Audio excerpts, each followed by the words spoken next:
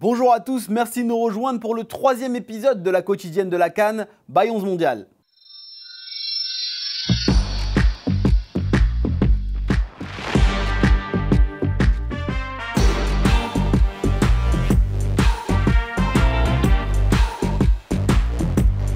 On commence cette émission en révélant l'identité du joueur qui se cachait derrière les 5 indices de la dernière émission.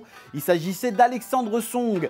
Bravo au gagnant qui s'affichait à l'écran, tu as gagné un abonnement digital de 11 Mondial. Et nous, on s'attaque tout de suite aux résultats du jour. Et dans les résultats du jour, le plus surprenant est forcément celui de l'Algérie tenu en échec face à la Sierra Leone. Les hommes de Belmadi ont souffert sur la pelouse de Japoma, notamment en première période. La Sierra Leone s'est montrée très dangereuse et a inquiété à plusieurs reprises Raïs Mboli. Malgré Riyad Mahrez sur la pelouse, la star de la rencontre était Mohamed Kamara. Le gardien des Leon Stars a été héroïque et a permis à son équipe de tenir face au Fennec.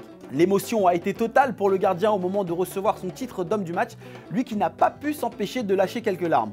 L'Algérie poursuit sa série d'invincibilité et cumule aujourd'hui 35 matchs sans défaite. Les champions d'Afrique 2019 ne sont plus très loin de l'Italie qui cumule 37 matchs sans défaite.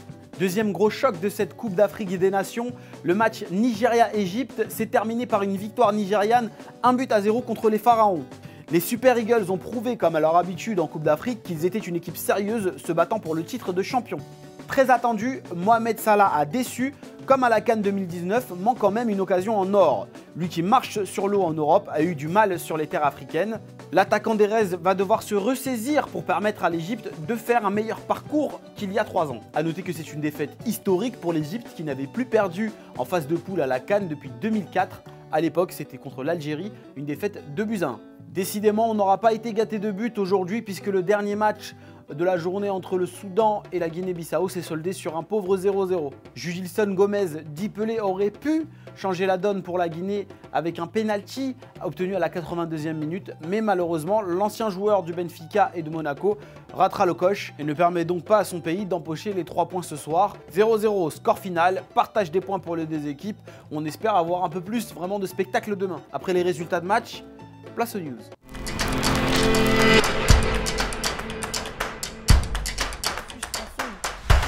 Tout d'abord, une mauvaise nouvelle pour la Côte d'Ivoire puisque la suspension de Sylvain Gbowou a été confirmée par la FIFA. Une décision qui a mis hors de lui le sélectionneur de la Côte d'Ivoire, Patrice Baumel, qui a confirmé que le clan ivoirien comptait bien faire appel de cette décision. Le Français a ajouté que les traces retrouvées lors du test antidopage du joueur étaient liées à des médicaments prescrits à l'ancien portier du TP Mazembe. Affaire à suivre. Victor Osimhen a perdu ses nerfs sur Twitter, bousculé depuis plusieurs jours par les supporters des Super Eagles après son forfait pour Covid.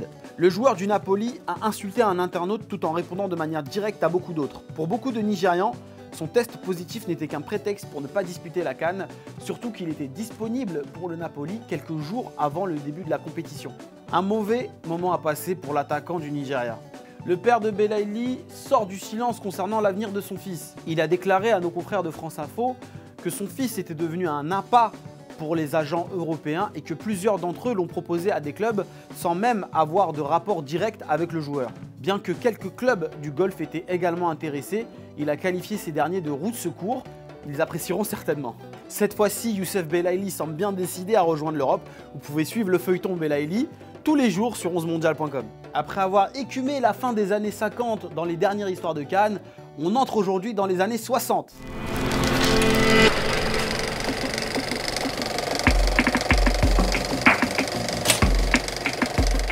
La CAN de 1962 était en réalité prévue 1 an auparavant, mais a dû être décalée à cause d'un coup d'État. Ajoutez à ça le retard pris dans les travaux du stade et vous avez des éliminatoires finalement qui se jouent en 1961 et c'est une première. Lors de ces tout premiers éliminatoires de l'histoire du continent africain, 8 nations étaient censées participer. Je dis bien étaient puisque le Maroc a déclaré forfait à la dernière minute. Les pays restants sont l'Égypte, le Ghana, l'Éthiopie, la Tunisie, le Kenya, l'Ouganda et le Nigeria.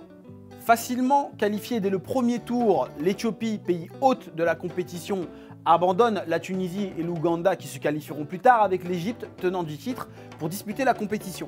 À Addis Abeba, les Walias sont les premiers à décrocher leur ticket pour la finale après une victoire face à la Tunisie, 4-2. 4 jours plus tard, au tour de l'Égypte de disposer de l'Ouganda, 2-1 et de rejoindre l'Éthiopie en finale. Déjà finalistes lors des 2 précédentes éditions, l'Éthiopie et l'Égypte se retrouvent encore pour un duel. Cette fois-ci, il tournera à l'avantage de l'Éthiopie, bien que menés par 2 fois au score, les Walia trouveront les forces nécessaires pour passer devant dans les prolongations et remporter ce match 4-2. Et voici comment l'Éthiopie s'est offert sa toute première étoile sur le continent africain. Si comme moi vous aimez apprendre de nouvelles choses, je vous donne rendez-vous demain pour une nouvelle histoire. J'ai comme une envie de faire un petit classement, et les classements, ça se passe dans le top du top.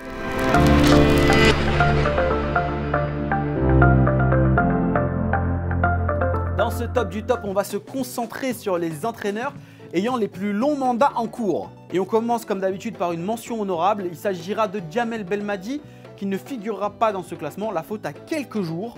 En effet, l'entraîneur algérien est en place depuis 3 ans, 5 mois et une dizaine de jours. Ce n'est pas assez pour figurer dans ce classement. L'homme qui devance de quelques jours seulement Djamel Belmadi est Tom Saint-Fié, le coach de la Gambie. Arrivé au poste en 2018, l'entraîneur a permis au pays de découvrir la première Coupe d'Afrique des Nations de son histoire.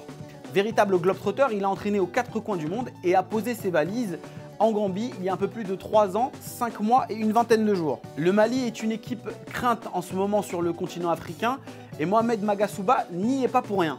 En place depuis 2018, il a su redonner un nouveau souffle aux Aigles du Mali. Son contrat court depuis 4 ans et 4 mois et c'est tout sauf un hasard. Si l'on prenait en compte les mandats cumulés, Bassirou Sandé serait très certainement premier de ce classement. Au début des années 2000, son mandat s'était arrêté après 8 ans à la tête de la Guinée-Bissau.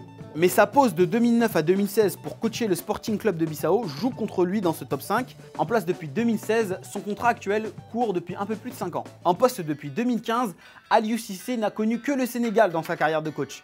Quart de finaliste à la CAN 2017 puis finaliste en 2019 avec les Lions de la Teranga, Cissé est scruté avec attention par le pays car le Sénégal attend toujours sa première étoile sur le continent. En place depuis 6 ans et 10 mois, pas sûr qu'un nouvel échec à la CAN lui permette de continuer l'aventure. Et le numéro 1 de ce classement est Amir Abdou, le sélectionneur des Comores. En poste depuis 2014, le natif de Marseille a permis aux Comores de vivre la toute première Coupe d'Afrique des Nations de son histoire. Son mandat court aujourd'hui depuis presque 8 ans, plaçant Abdou bien loin de ses concurrents. À côté de son activité de sélectionneur, il est également champion de Mauritanie en tant que coach avec le FC Nouadhibou. Sa longévité et ses accomplissements lui ont même valu une reconnaissance nationale aux Comores. C'est l'heure de faire un peu tourner ses méninges avec le qui suis-je.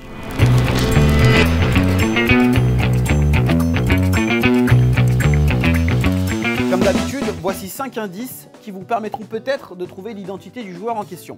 J'ai joué avec Fonté, mais pas Pépé. J'ai joué avec Luis Suarez, mais pas Neymar. J'ai été entraîné par Benitez, mais pas Ancelotti. J'ai joué avec Young, mais pas Agbon Lahore. J'ai gagné l'Europa League, mais pas la Champions League. Rendez-vous dans les commentaires si vous pensez avoir trouvé l'identité du joueur. Évidemment, à la clé, un abonnement digital de 11 mondial est à gagner. La réponse sera révélée demain dans une nouvelle quotidienne. Merci à tous d'avoir suivi ce nouvel épisode de la quotidienne de la CAN by 11 mondial. Merci à Youssef Fekahir qui se trouve de l'autre côté de la caméra et à l'ensemble des équipes de 11 mondial qui ont aidé à préparer cette émission. Et moi pour ma part, je vais vous inviter comme d'habitude à vous abonner et activer les notifications pour ne pas rater le prochain numéro de la quotidienne. Vous pouvez également nous suivre sur les réseaux sociaux et notre site internet pour plus de football.